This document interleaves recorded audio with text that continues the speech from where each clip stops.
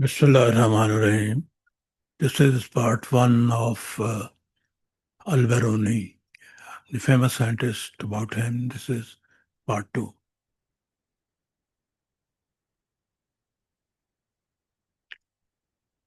So I have introduced him in part one. So let us move ahead. So he is also famous for Indology, that is the studies about India. So he traveled extensively in India and documented civilian and scholarly aspects of Hindu life, examining their culture, their science, and their religion. So, as we have noticed in recent past also, that the Hindus, they consider Muslims as violent and impure and do not want to share anything with the Muslims. This is still happening in most of the parts of India. But Al-Biruni was persistent.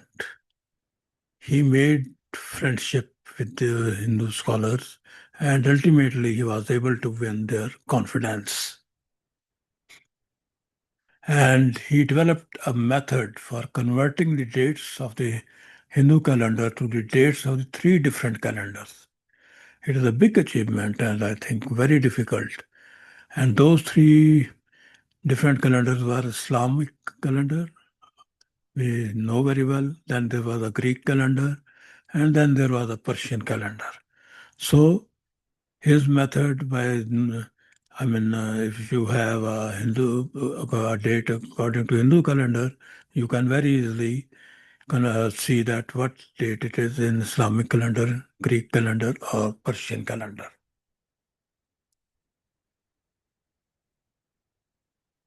And he tried to give an unbiased account of Hinduism without any prejudice. And it was very, very rare in those days. He himself said that I write what I see. I have no bias in my mind when I am writing. So he documented everything about India just as it happened. What he saw, he wrote it. And this is not what he said, but internationally it is recognized that he was an unbiased person. This is Edward Sashaw, a well-known German Orientalist. He compared his work to his contemporaries as a magic island of quiet, impartial research in the midst of a world of clashing swords, burning towns, and plundered temples. You know that those were very violent days about 1200 years ago. Everybody, no one was safe. A more powerful person would come with his army and destroy you. So, some facts of his life. He spent his first 25 years in Khwarazm, and then he left for Bukhara, which was the main center. There he ever corresponded with Ibn Sina on different scientific issues. So he was in the same period as Ibn Sina. And these two great persons, they had lessons with each other. They corresponded with each other. In 1017 AD, Mahmud Ghaznavi conquered Ray. And of course, he was among those who were conquered. So he, along with other scholars, they were taken to Ghazni. That is the capital of Ghaznavid dynasty.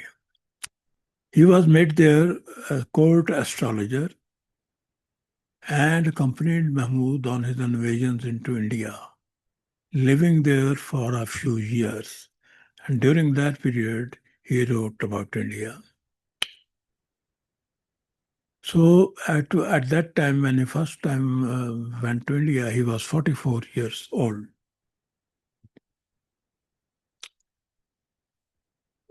So he has written many books.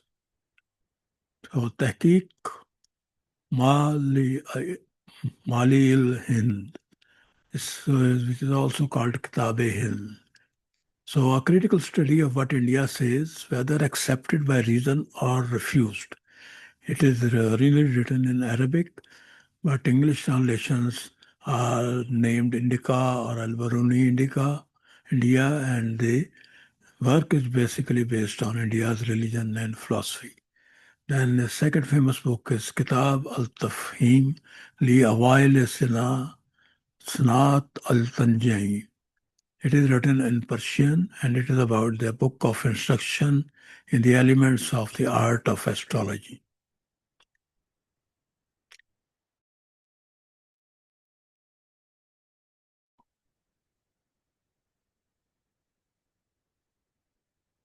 Sorry. So then he wrote Al Asar al Baqiyat an al Qarun al Khaliyat. So this is a comparative study of calendars of cultures and civilizations, including several chapters on Christian cults, and it also contains mathematical, astronomical, and historical information. Then fourth is Qanun-e-Masudi, an encyclopedia of astronomy, geography, and engineering dedicated to Masud, son of Mahmud Ghaznavi. Then Al-Tafhim al-Sanat al-Tajneem al-Jamahar Jamahar fi Marfat al-Jawahir and Kitab al-Saydala fi al-Tib. So this is about medicine and legacy. I mean, after his death, so not his work was not propagated properly. His contemporaries should have done that, and centuries later, when his writings about India, they surfaced. The British Raj, the British, they took interest in him, and they explored his legacy. So crater Al-Biruni and asteroid and 9936, they are named in his honor. Then there is a Biruni Island in Antarctica, which is named after him. And Pakistan issued a postage stamp to commemorate his 1000th anniversary birthday in 1973. You may recall that he calculated the circumference of the earth in Pakistan in Pintadan Khan. So that tale is shown in this stamp. And several other countries, including Iran, Afghanistan, and you may be surprised, Russia, they should post stamps to honor him. And in June 2009, Iran donated a pavilion to the United Nations office in Vienna, and it was placed in Central Memorial Plaza of Vienna International Center. And it had statues of four prominent Iranian scholars, and among them, one was of Abu Rayhan Biruni. This is his statue. And these are the references which I used. So this was the second part about Al-Biruni. Next time I will talk about Al-Razi, another great Iranian scientist. So in this series, I have already covered, you can see, eminent Arab scientists, about 10 of them. And now I am covering eminent Persian scientists. And next will be eminent Turkish scientists.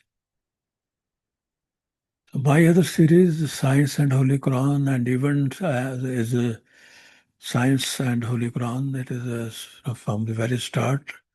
It is running.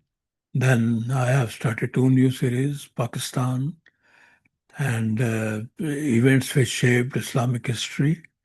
Their first vlog of each I have uploaded. And then already completed Japan series, famous persons, the other side, and miscellaneous topics. So here is my URL. Anybody who's interested can visit my vlogs. Thank you very much. for your attention, and sorry for little interruptions which are out of my control. So please subscribe and share.